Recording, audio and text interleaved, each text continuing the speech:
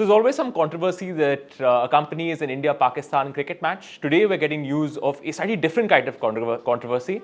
There's news and reports coming in that ISIS-K, which is a terrorist group, has made terror threats against the India-Pakistan match that is planned for June 9th in New York. And so this is, of course, excited a lot of attention, raised a lot of concerns. And to discuss this and to unpack this, I've got Siddharth Vishwanathan with me from Sports Today. Thank you for joining us, Siddharth. Thank you, so please help us unpack this. What's happening? What is this threat about? What's going on?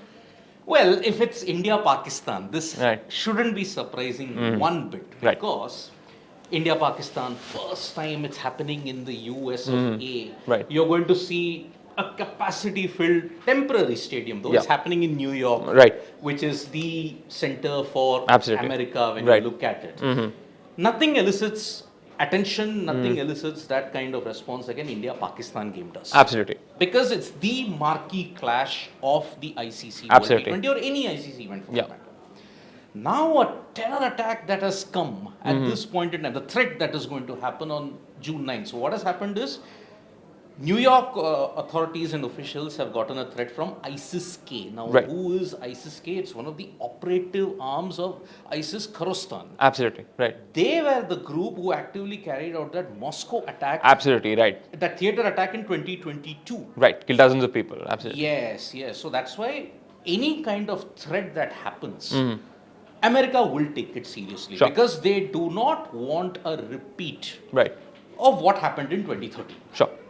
Now, you will all and all the fans will be asking me what happened in 2013 in America. Now, in 2013, there was the Boston Marathon. Absolutely. The Boston Marathon at that time, the players were just approaching the finish line. Then at that time, two brothers, the Zarnev brothers, they set off two pressure cooker bombs near the finish line, and 3 people were killed. Absolutely. And it was one of the biggest domestic attacks that happened on American soil. Made global headlines, absolutely. After 9/11, this was the deadliest attack that happened in American soil. So, New York will have to be on alert, because these kind of threats can't be ignored, especially if it's ISIS-K. But it's not at all surprising. There have been empty threats in the past also when you look at it. I mean, it's India-Pakistan.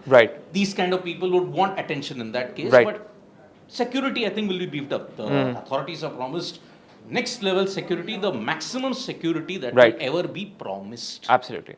And in fact, the governor of New York herself has come out. Katie Hochul has actually said that, I'm going to make sure that there is fantastic security for this event. So, obviously the US authorities seem to be taking it seriously. But my question to you is also, because this seems to be coming out of the blue for people who may not follow cricket as much. But is there some sort of history to something like this? Has it happened in the past? It seems sort of out of the blue. Has it happened? See, I will tell you, I'll divide it into 2 parts. One which involves India versus Pakistan. And the other, when you look at on the global scheme of things. I'll focus on the global first, and I'll come to India, Pakistan. Absolutely, sounds good. Global, what happened was 2 instances in 1987 and 1992. Both involving New Zealand and their tour to Sri Lanka. Now, interesting. The backdrop is, ever since the Black July riots of 1983, Sri Lanka was embroiled in a very bitter civil war with the LTTE. Absolutely. So in 87, what happened? New Zealand had come to Sri Lanka to prepare for the ODI World Cup in India. So they played a test match. It lasted for 5 days at the Colombo Cricket Club. So after the end of the day, they were going to drop one particular player at the physio. So from the normal route, they took a small detour.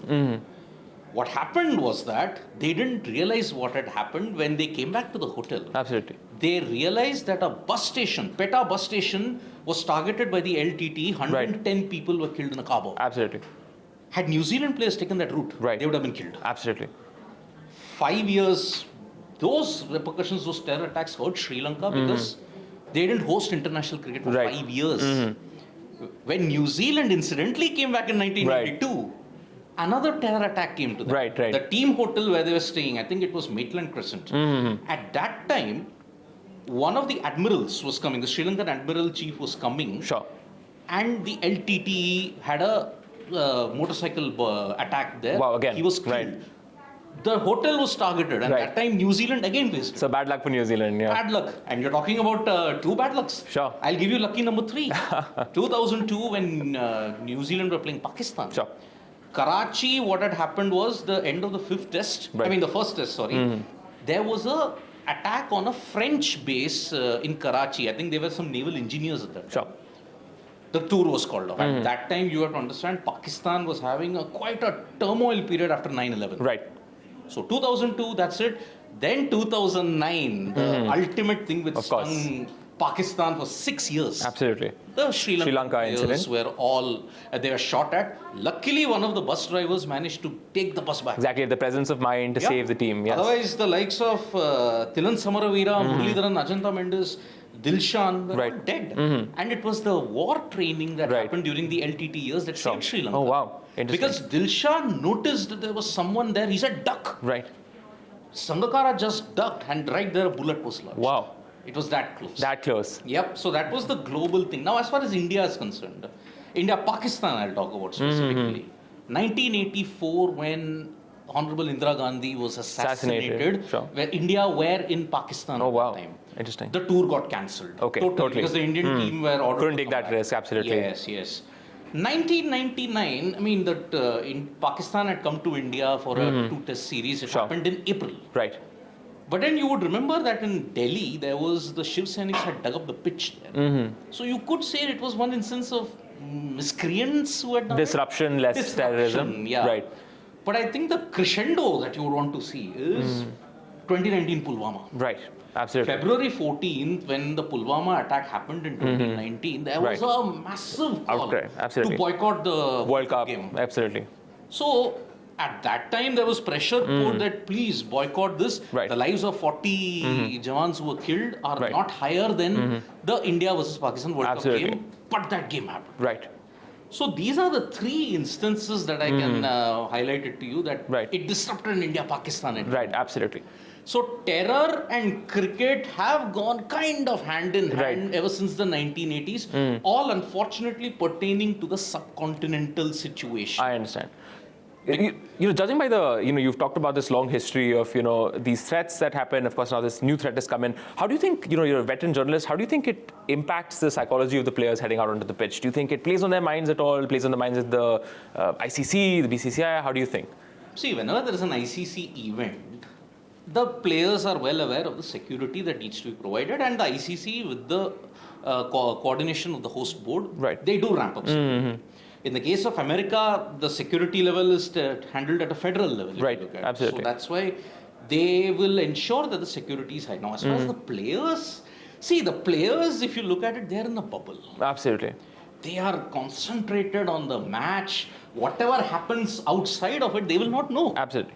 For example, if you look at if you ask the cricket player, this particular event has happened in Ahmedabad, just regarding your constituency. Sure. Really?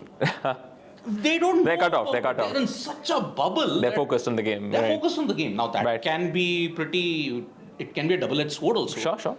What Virat Kohli unfortunately faced in demonetization. Absolutely. The criticism that he got for hailing it because he was not aware of it. What happened, right? So, and most of the players don't want to talk about controversial things. They want to focus upon terrorism and all those things. Sure.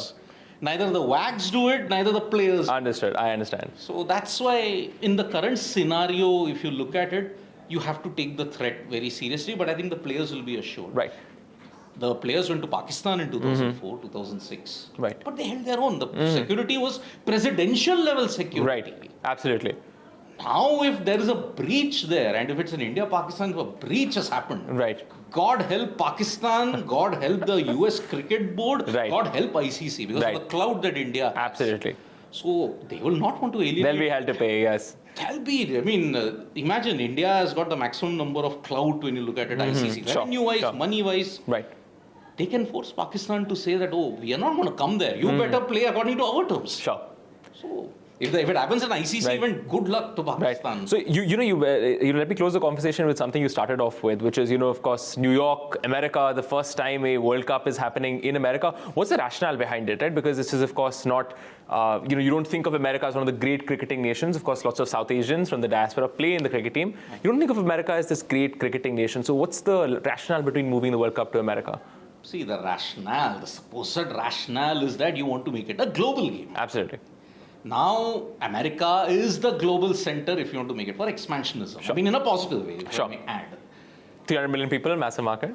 But out of the 300 million, this is the only nation that can call an NBA a world champion. Absolutely. That can call baseball and all the other things world champions. The Super Bowl garners about quadruple, triple the amount that is there. So, right. Number one. Number two, the USA Cricket Board was suspended. Right. Despite all that, look at the composition of the guys that are going to play. There is a Monank Patel, there is a Saurabh Netrawalkar, who are they? From Gujarat and Mumbai. Right. Netrawalkar was an engineer. Right. And he played for Mumbai. Right. Because of the talent pool, he had to shift. Absolutely, he shifted. Unmukh Chand. There is a Corey Anderson who shifted from New Zealand. Yes, absolutely. Corey Anderson, well known, played in the IPL as well, if I recall correctly. Yes, hurt Rajasthan Royals. Whoever our Rajasthan Royals players, please don't take it offensively. Because he did hurt them, knocked them out of the competition. Right. So many players, ex from Barbados, ex from the Carib nations have come there. So there is no proper American as per se. Right, I see. So only for global expansion, you have set US as one of the co-hosts along with the West Indies. Right. It's only the first time that has been a co-host. Technically 2021, the qualifiers were in Oman and then the UAE. Sure. But the Oman thing was, let's just not get there because Get it was into just that. to qualify. That's another video, yeah. Tournament has been held there. So maybe it's for the global outreach, but as far as US cricket is concerned, you never take it seriously. Right. But will they be able to organize an event of such scale? Do you think that you have any doubts about their readiness and preparation? Security is, of course, one aspect of that. See, as far as America is concerned, they are very vigilant on their security. Sure. I mean, they've not had a big global terror attack since 2013. Absolutely, yeah. The other shootings and domestic violence that happens, that's a different thing. Sure happens, yeah. As far as hosting is concerned, see, they have gotten help from Australia. Right. If you look at the FIFA World Cup, and this is where American ingenuity comes in, they hosted in a stadium called Stadium 974. What was 974? Not Virat Kohli's runs in the IPL. It was just number of containers used to just build that stadium. Wow. It was built out of ship containers. They dismantled it immediately, and now they have gotten a kind of a retractable stand because they don't play that much of cricket. Absolutely. So it will be dismantled immediately after the games. After the games are done. Yeah. Wow. And they have gotten in a pitch curator from Adelaide to ensure that the pitches are made. So all the resources, I'm sure the US will put up a good show. But we don't know what the nature of the wicket is going to be. Absolutely. That's a lottery. Perfect. I understand. So, well, thank you so much, Siddharth, for coming here, for explaining this to us, for walking us through this veritable history of, sort of the threats that have been made against players, what this set is going to be about, and hopefully we'll have a fantastic World Cup. Hopefully it goes off without any incidents. Hope so that India eliminates 11 years of pain. Because if that doesn't happen, you're going to see a lot of flack coming in, be it from the US, be it from the Carib nations. But for us also, let us be sympathetic to each other. Sure. Because the time factor is not going to be in our favor. Absolutely. So here's hoping. Best of luck. Everyone wish Siddharth the best as he covers the T20 World Cup. Thank you so much for watching. This was India Today Global.